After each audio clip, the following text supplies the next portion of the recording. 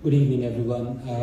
When I came here, I was told that Lashkar-e-Toiba has given a threat to the organizers of this Kashmiri Hindu Global Conference. Judge Falcone, the famous Italian judge, once said, "He who doesn't fear death die only once."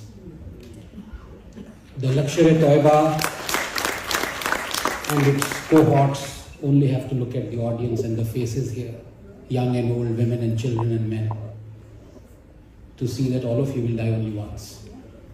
Yeah. Many others before me have spoken the truth, the tragic way in which Kashmiri Pandits and Hindus are thought of, are labeled as cowards. It is the tragedy of this country that such labels are put on Kashmiri Hindus. Was it cowardice that made Vijaya eat the rice laced with her husband's blood?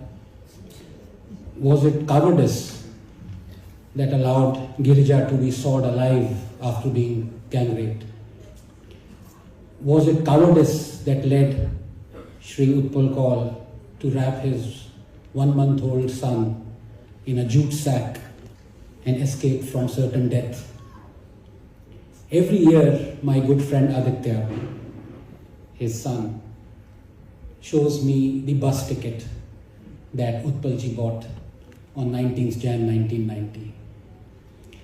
And I've always wondered when I look at that ticket, every year he takes it out from under the mattress, shows it to his son.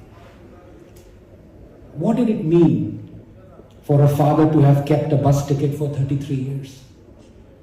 Was it to remind himself of that horrific journey, of his clasping tight his wife and his young children while he sat lost thinking of what he had left behind?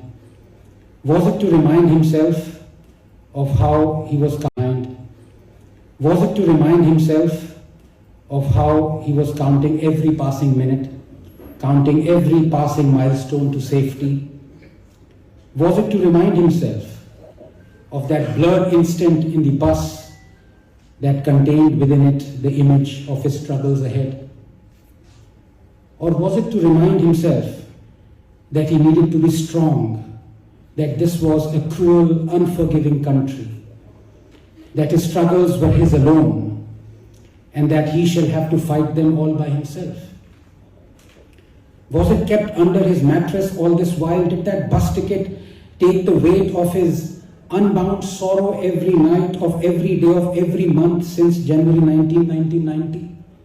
No.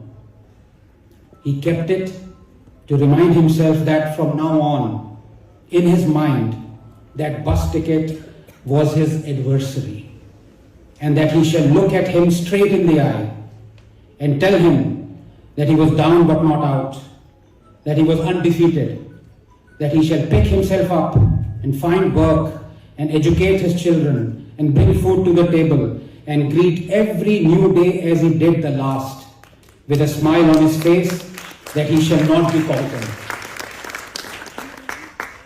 And today, when the father slipped his hand under the mattress and found that bus ticket and gave it to his son, he could almost have said, "Son, I pass this on to you now. It is yours. Now you take care of it.